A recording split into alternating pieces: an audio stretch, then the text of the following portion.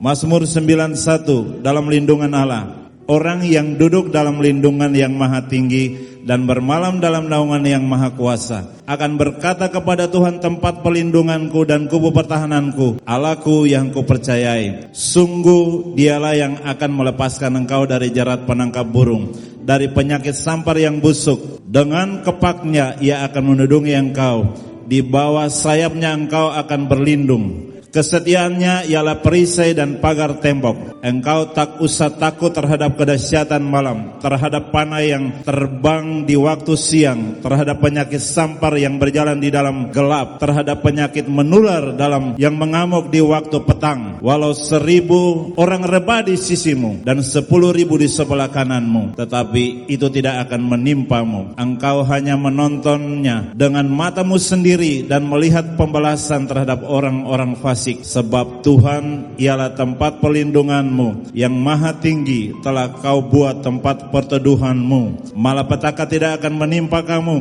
dan tula tidak akan mendekat kepada kemahmu. Sebab malaikat-malaikatnya akan diperintahkannya kepadamu untuk menjaga engkau di segala jalanmu. Mereka akan menatang engkau di atas tangannya, supaya kakimu jangan terantuk kepada batu. Singa dan ular tedung akan kau langkahi. Engkau akan menginjak anak singa dan ular naga. Sungguh hatinya melekat kepadaku, maka aku akan meluputkannya. Aku akan membentenginya, sebab ia mengenal namaku. Bila ia berseru kepadaku, aku akan menjawab. Aku akan menyertai dia dalam kesesakan. Aku akan meluputkannya dan memuliakannya. Dengan panjang umur akan kukenyangkan dia, dan akan kuperlihatkan kepadanya keselamatan daripadaku. Shalom GBI HOJ, apa kabarnya? Selamat Natal buat kita semua. Hari ini kita akan beribadah dengan penuh sukacita tentunya. Dan biarlah kita sama-sama satukan hati, kita akan berdoa. Kita siapkan hati, kita berdoa. Bapa di surga, terima kasih. Kami bersyukur, bersukacita untuk hari Natal yang indah ini. Tuhan, kami dan keluarga kami datang bersama-sama mencari wajah-Mu dalam ibadah online ini. Tuhan, lawat kami. Biar setiap kami yang siap ketemu Tuhan, Engkau berkati.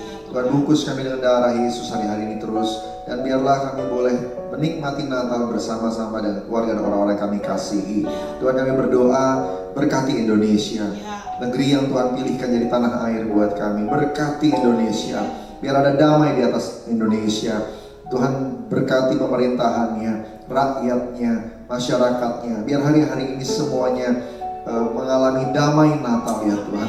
Berkati dalam nama Yesus. Kami juga berdoa Tuhan Yesus untuk hari-hari ini pencurahan Roh Kudus yang besar-besaran tercurah, membangkitkan generasi Yeremia, dan juga Tuhan penuaian jiwa-jiwa terjadi atas Indonesia. Kami memberkati Indonesia, hamba-hamba Tuhan, gereja-gereja biar bersatu, dan kami terus berdoa dan membawa semuanya di hadapan Tuhan.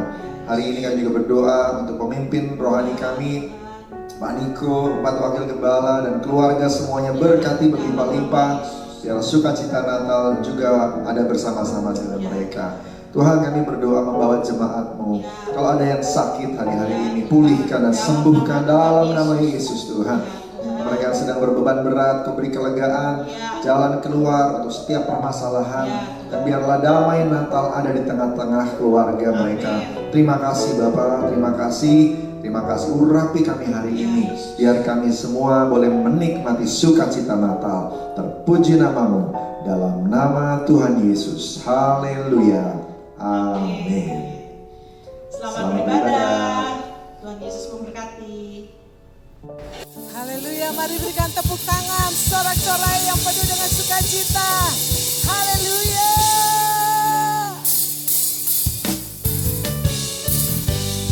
Mari kita sambut Sang Raja Juru Selamat kita.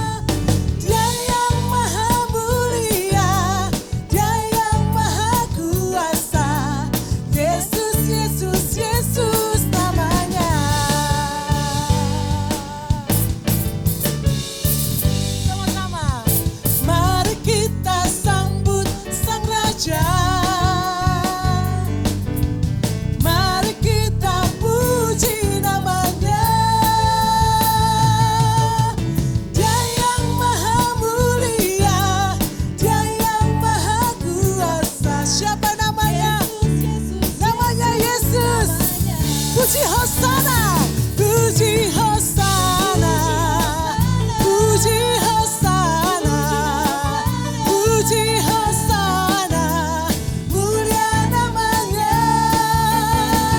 Puji Hosana, puji Hosana, puji Hosana, mulia namanya. Yang bersuka cita sambut kelahiran Yesus Kristus. Haleluya. Mari kita sambut Sang Raja. Mari kita puji namanya. Mari kita puji namanya. Dia yang maha mulia. Dia yang maha mulia. Dia yang maha kuasa. Yesus, Yesus, Yesus. Mari angkat tangan kita sama-sama. Puji Hosana, puji Hosana, puji Hosana, mulia namanya. Puji Hosana, sana, puji Hosana, puji Hosana, mulia namanya. Puji Hosana. Tepuk tangan sama-sama bagi Tuhan. Puji Hosana, mulia. Ayo coba lebih lagi puji Hosana. Puji Hosana, puji Hosana, mulia namanya. Puji Hosana, puji Hosana, puji Hosana, mulia namanya. Puji Hosana, puji Hosana, puji Hosana, mulia namanya. Mulia namanya, mulia namanya. Sekali lagi, mulia namanya. Haleluya, kemuliaan bagi Tuhan Yesus. Haleluya.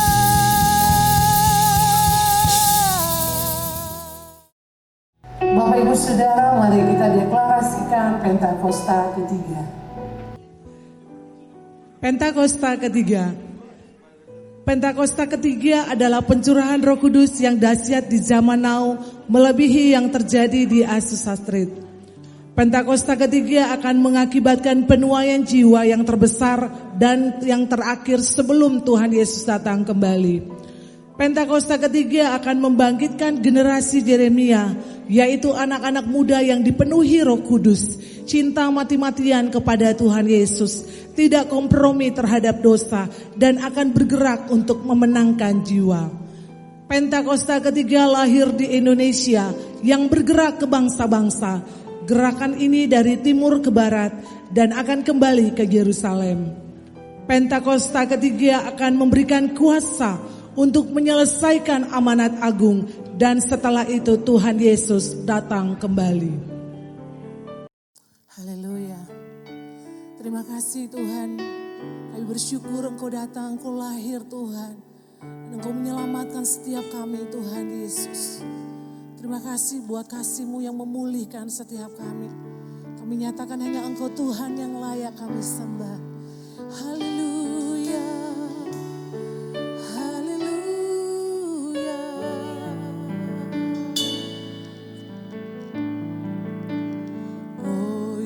Yesusku, Yesusku, Engkaulah Raja Damai, Raja Damai. Kau turun ke dunia, selamatkan manusia.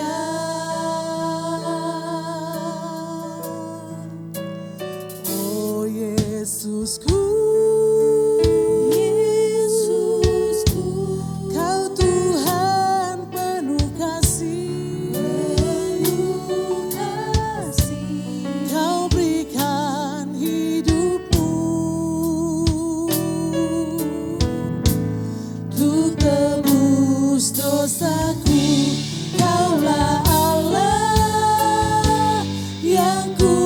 puji, Kaulah Allah yang ku sembah, kemuliaan bagimu di tempat maha tinggi. Kemuliaan bagimu di tempat maha tinggi.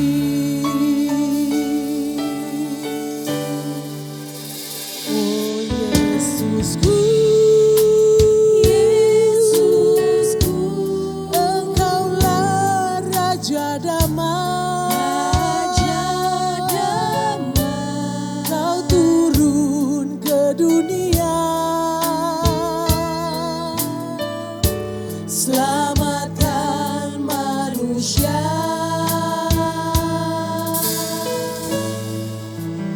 Oh Yesusku, Yesusku, Kau Tuhan penuh kasih, Kau berikan hidupmu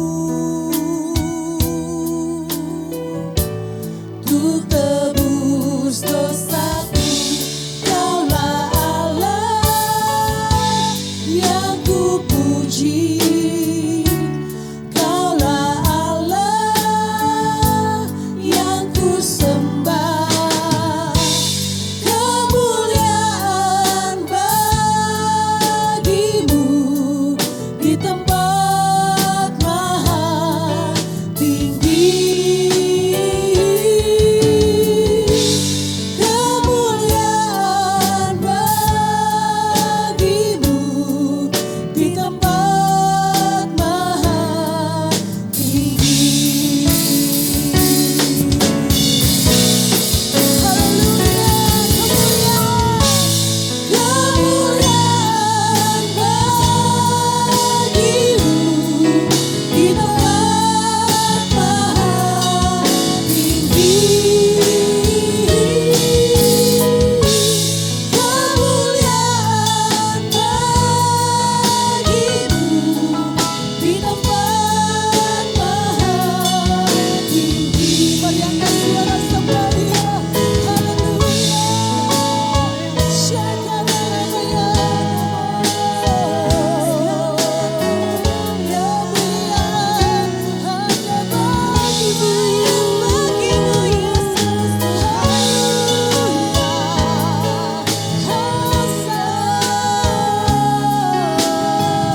Kemuliaan bagimu,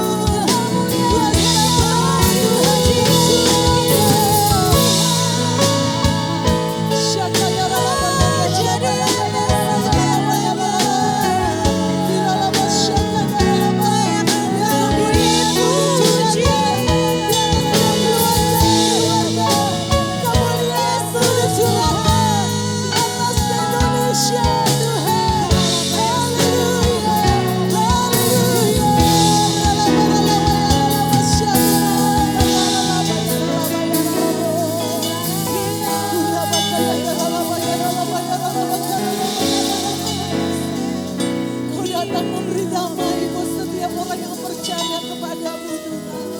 Biar kemuliaan-Mu terus Engkau curahkan Tuhan, sampai Indonesia, sampai setiap keluarga-keluarga boleh mengalami pemulihan di dalam Engkau Tuhan. Haleluya. Kemuliaan hanya bagimu Tuhan. Kemuliaan bagimu di tempat maha tinggi.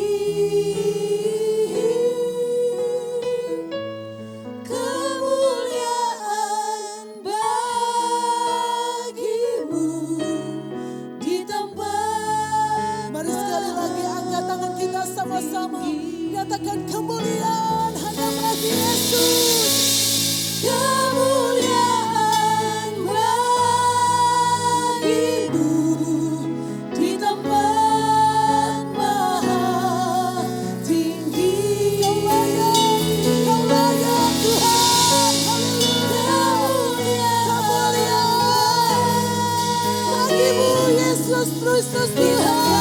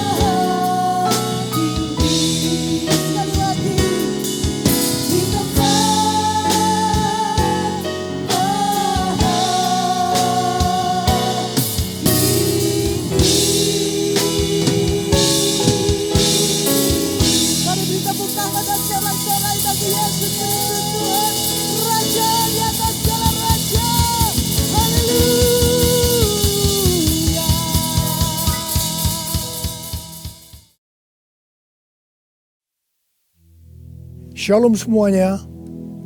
Hari ini tanggal 25 Desember 2020. Kita merayakan Natal bersama-sama.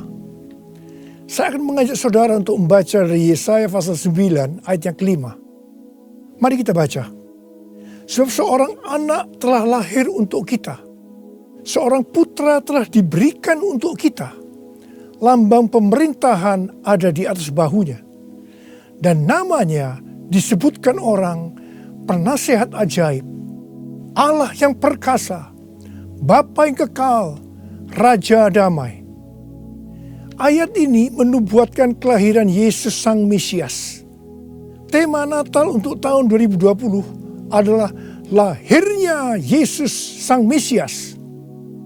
Kisah Para Rasul 4 ayat 12 berkata bahwa keselamatan tidak ada di dalam siapapun juga selain di dalam Dia. Sebab di bawah kolong langit ini tidak adalah nama lain yang diberikan kepada manusia yang olehnya kita dapat diselamatkan. Hanya di dalam nama Tuhan Yesus Kristus. Yesus Kristus adalah Allah yang menjelma menjadi manusia. Yesus adalah Mesias yang artinya juru selamat. Kata Mesias hanya dipakai untuk Allah. Tidak pernah dipakai untuk manusia atau pekerjaannya. Yesaya mencatat 4 nama yang menandai tugas Yesus sebagai Mesias. Yang pertama, penasehat yang ajaib. Sebagai penasehat, maka Tuhan Yesus akan menyingkapkan rencana keselamatan yang sempurna dan akan menunjukkan kepada kita jalan untuk mendapatkan hidup yang kekal. Yang kedua, Allah yang perkasa. Di dalam Yesus selaku Mesias, seluruh kepenuhan kealahan akan berdiam secara jasmani. Sebab Yesus adalah Allah yang menjelma menjadi manusia. Yang ketiga, Bapa yang kekal. Yesus datang bukan hanya untuk memperkenalkan Bapa surgawi, tetapi ia juga akan bertindak sebagai Bapa kepada umatnya secara kekal. Ia penuh belas kasihan. Ia mengasihi, melindungi, dan menyediakan kebutuhan anak-anaknya. Yang keempat, Raja Damai. Yesus disebut Raja Damai karena hanya Tuhan Yesus yang bisa mendamaikan manusia dengan Allah. Mengapa manusia harus didamaikan dengan Allah? Sebab Alkitab katakan, semua orang telah berbuat dosa dan telah kehilangan kemuliaan Allah. Dosa membuat kita menjadi setru Allah. Upah dosa adalah maut, mati kekal selama-lamanya, tempatnya di neraka. Bagaimana Tuhan Yesus mendamaikan manusia dengan Allah? Alkitab berkata dalam 2 Korintus 5 ayat 21, Dia yang tidak mengenal dosa telah dibuatnya menjadi dosa oleh karena kita, supaya dalam Dia kita dibenarkan oleh Allah. Tuhan Yesus yang tidak mengenal dosa dijadikan dosa oleh karena kita.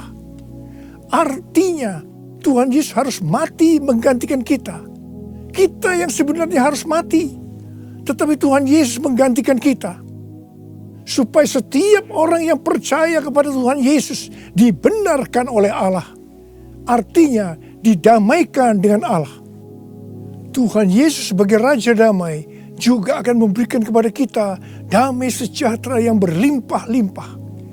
Ini yang sangat kita perlukan pada masa pandemi COVID-19 ini. Yesaya 48 ayat 18 berkata, sekiranya engkau memperhatikan perintah-perintahku, maka damai sejahteramu akan seperti sungai yang tidak pernah kering. Dan kebahagiaanmu akan terus berlimpah seperti gelombang-gelombang laut yang tidak pernah berhenti. Jadi, kunci untuk mendapatkan damai sejahtera yang berlimpah-limpah yang Tuhan Yesus sediakan adalah memperhatikan perintah Tuhan. Hidup menurut kehendak Tuhan. Karena itu, baca Alkitab setiap hari.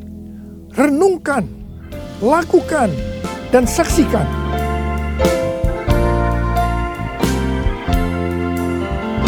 Yesus telah lahir ke dalam dunia ini. Lambang pemerintahan berada di bahunya.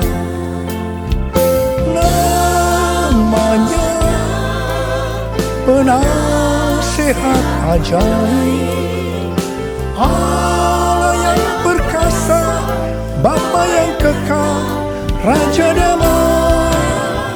Semua manusia pujilah dan sembah Dia, glory bagi Dia.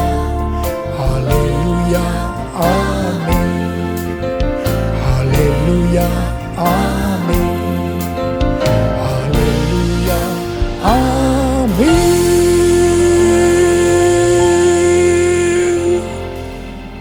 Pada waktu Tuhan Yesus lahir ke dalam dunia ini, ada beberapa peristiwa yang terjadi yang mengajarkan kepada kita bagaimana seharusnya kita menyambut kedatangan Tuhan.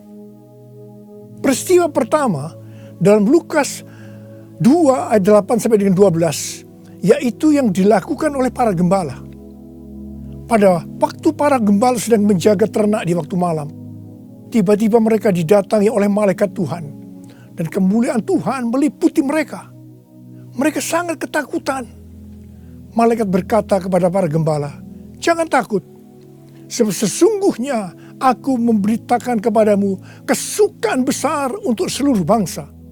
Hari ini telah lahir bagimu juru selamat, yaitu Kristus Tuhan di kota Daud. Dan inilah tandanya bagimu. Kamu akan menjumpai seorang bayi dibungkus dengan lampin dan terbaring di dalam palungan. Mereka tidak mengerti apa yang dikatakan oleh malaikat tadi. Tetapi mereka taat. Pergi ke Bethlehem di kota Daud untuk menjumpai Sang Mesias. Di sini kata kuncinya adalah ketaatan. Peristiwa kedua di dalam Lukas 2 ayat 13 dan 14, yaitu adanya nyanyian para malaikat dan banyak bala tentara surgawi yang memuji Allah. Kemuliaan bagi Allah di tempat yang maha tinggi, dan damai sejahtera di bumi di antara manusia yang berkenan kepadanya. Di sini kata kuncinya adalah doa, pujian, penyembahan bersama-sama dalam unity siang dan malam. Peristiwa yang ketiga ada di dalam Matius 2 ayat 11 bagian A, yaitu waktu orang Majus sujud menyembah Sang Mesias.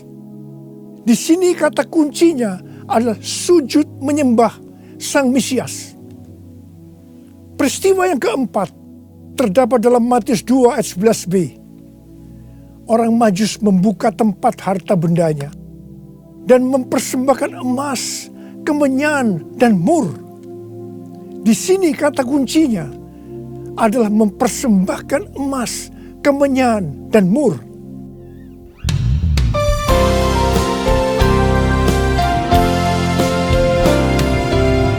Kemuliaan bagi Allah di tempat yang maha tinggi, sejahtera di bumi di antara semua umat manusia yang berkenan padanya, yang berkenan padanya.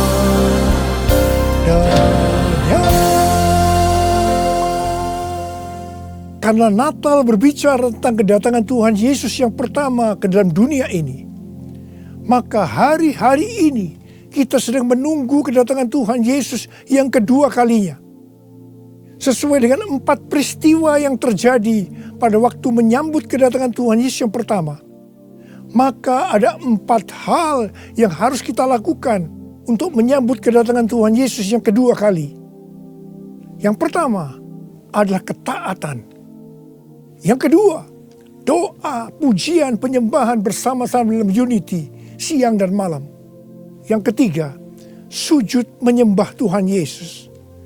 Dan yang keempat, mempersembahkan emas, kemenyan, dan mur. Mari, sekarang kita akan melihat penjelasannya satu persatu.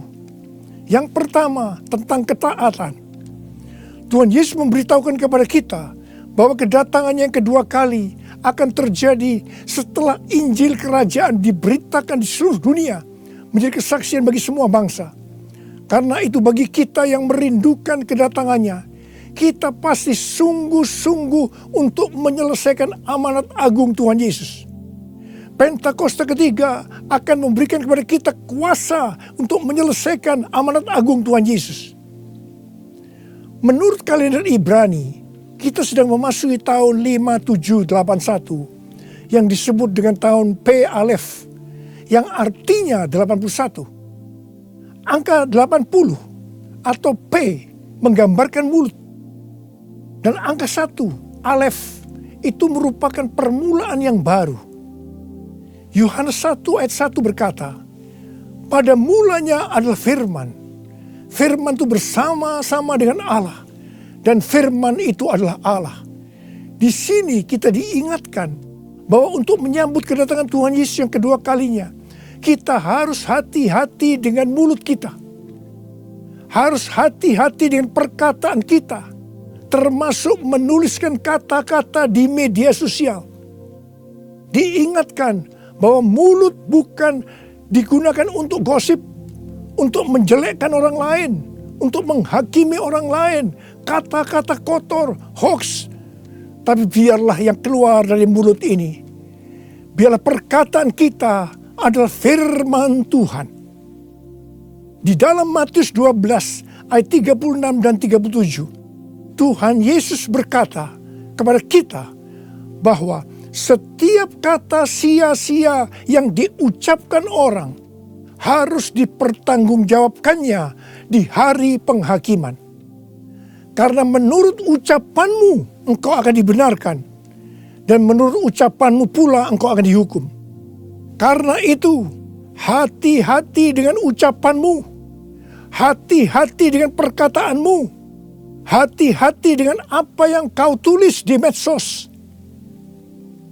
Yang kedua, doa, pujian, penyembahan bersama-sama dalam unity siang dan malam. Ini berbicara tentang restorasi Pondok Daud. Ini berbicara tentang menara doa. Ini berbicara tentang keintiman dengan Tuhan.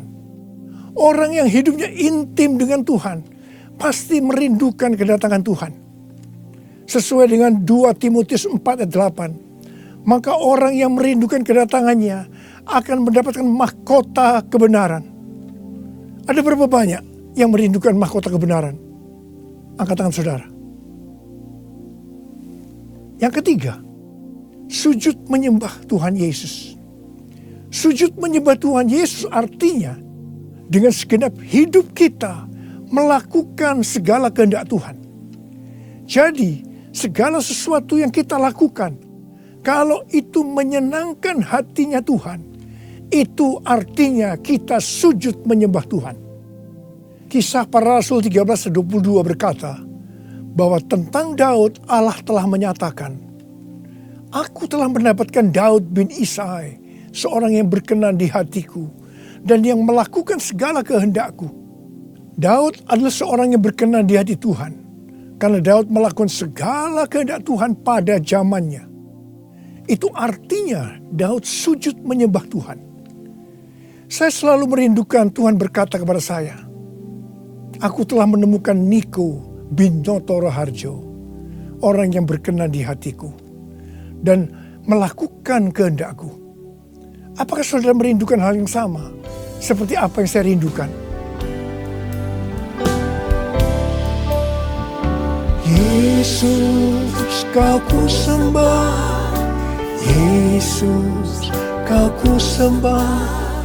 Saat yang indah ini kau ku sembah, pujian ku naikkan dan kasih ku berikan. Yesus, Tuhan mulia, Engkau aku sembah. Yesus, Tuhan mulia, Engkau aku sembah. Yesus, Tuhan mulia, Engkau aku sembah. Uriala basyana la bala bala, Uriala bala bala bala, Uri di dana bala, Uriala bala bala bala bala bala. Oh, di dalam la la la la bala bala bala bala. Oh, di bersihkan la bala bala. Oh, la la la bala bala bala bala. Oh, di la la bala bala bala. Oh, di bala bala bala bala. Yang keempat, mempersembahkan emas, kemenyan dan mur. Sesuai dengan apa yang dituliskan dalam Alkitab, maka kita akan berbicara dalam arti secara rohani.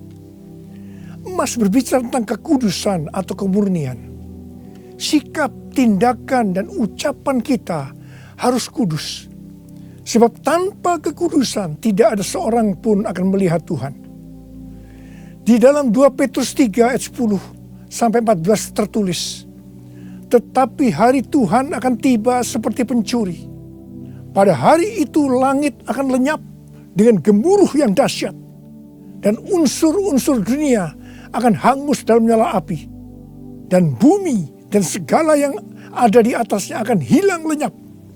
Jadi, jika segala sesuatu ini akan hancur secara demikian, betapa suci dan salehnya kamu harus hidup, yaitu kamu yang menantikan dan mempercepat kedatangan hari Allah. Pada hari itu langit akan binasa dalam api, dan unsur-unsur dunia akan hancur karena nyalanya. Tetapi sesuai dengan janjinya, kita menantikan langit yang baru dan bumi yang baru, di mana terdapat kebenaran. Sebab itu saudara-saudaraku yang kekasih, sambil menantikan semuanya ini, kamu harus berusaha supaya kamu kedapatan tak bercacat dan tak bernoda di hadapannya dalam perdamaian dengan Dia. Emas biasanya dikaitkan dengan kekayaan, kesuksesan, dan kekuasaan. Kebanyakan motivasi dari orang yang bekerja atau berusaha adalah untuk mendapatkan ketiga hal ini untuk dirinya sendiri. Tetapi kita diminta untuk mempersembahkan semuanya itu kepada Tuhan. Sehingga kita tidak akan cinta uang, kita tidak akan sombong, dan tetap mengasihi sesama manusia seperti mengasihi diri sendiri. Emas juga berbicara tentang sesuatu yang mahal harganya. Saya tidak tahu apa yang mahal harganya bagi saudara. Mungkin itu uang, mungkin waktu yang kita punya, mungkin itu harga diri. Tuhan mau semuanya dipersembahkan kepada Dia. Abraham diminta untuk mempersembahkan Ishak, anaknya yang tunggal, yang sangat berharga dan dikasihinya, yang didapatkan pada masa tuanya. Abraham lulus ujian ketika ia dengan rela mempersembahkan Ishak, hartanya yang paling mahal, dan Tuhan memberkati Abraham beserta keturunannya berlimpah-limpah-limpah. Sekarang kita akan berbicara tentang kemenyan. Yang pertama, kemenyan berbicara tentang korban. Sesuai dengan Roma 12 ayat 1, kita diminta untuk mempersembahkan tubuh kita sebagai korban yang hidup, kudus, dan berkenan kepada Tuhan. Itu adalah ibadah kita yang sejati. Kita harus hidup bagi Tuhan, menyembah Dia, menaati Dia, bersama Dia menentang dosa, membela kebenaran, menolak dan membenci kejahatan, melakukan pekerjaan yang baik untuk orang lain, seperti yang dilakukan oleh Tuhan Yesus, mengikut Dia, melayani Dia, hidup dipenuhi Roh Kudus, dan hidup sesuai pimpinan Roh Kudus.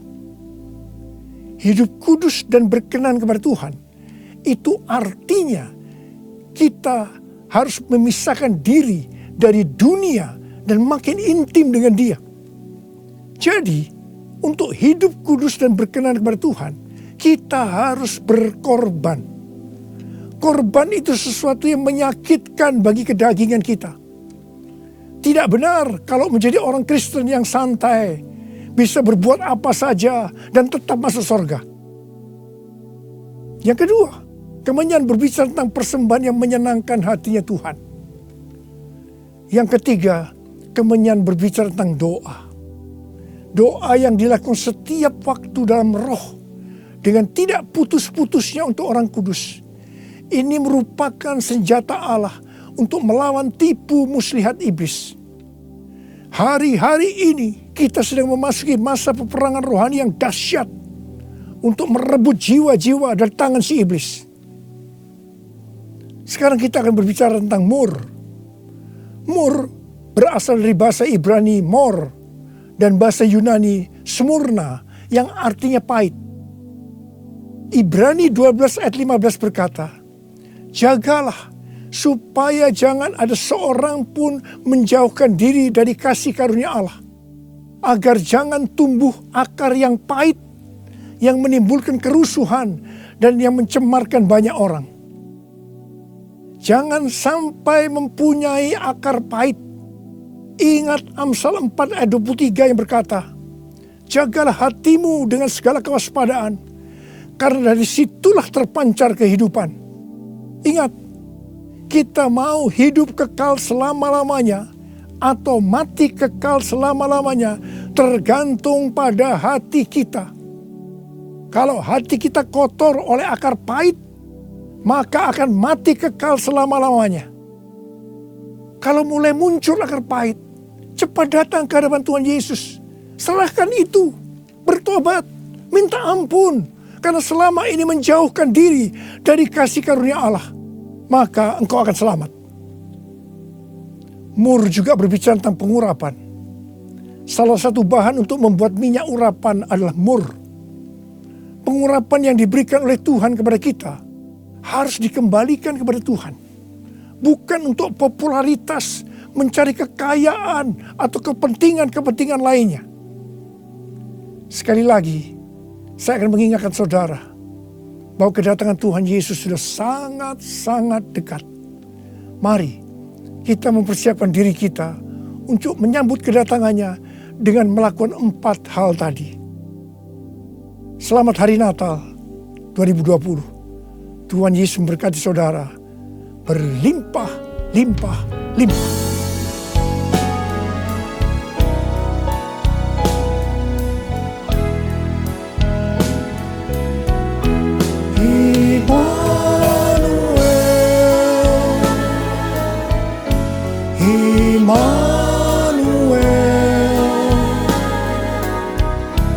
Namanya disebut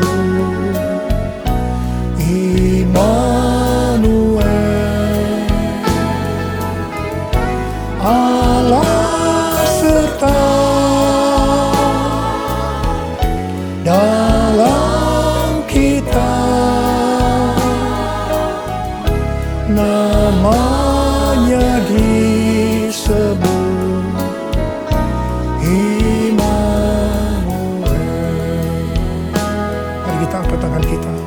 sembah Dia.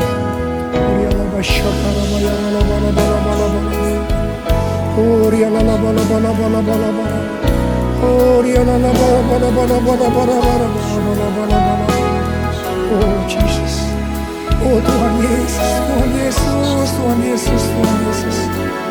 Tuhan Yesus, terima kasih. Terima kasih ya Tuhan. Oh Rabasyaralabalabala, Engkau menyertai kami sampai dengan akhir tahun ini Tuhan.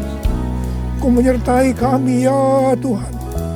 Kalau kami ada sebagaimana kami ada saat ini, semua karena kemurahan Tuhan, karena Engkau menyertai kami.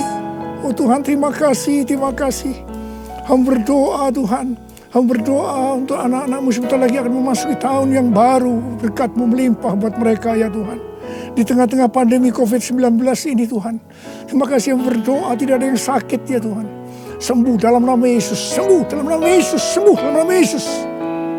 Tidak ada yang berkekurangan.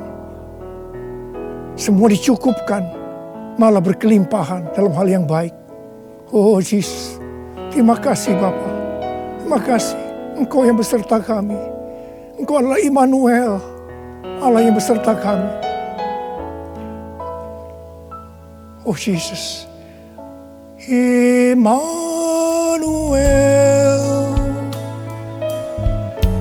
Immanuel, namanya disebut Immanuel, Allah serta dalam kita, namanya disebut Immanuel, namanya disebut Immanuel.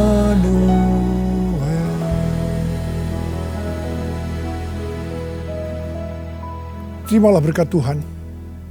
Kasih karunia berlimpah-limpah daripada Allah Bapa dalam anak yang tunggal Yesus Kristus.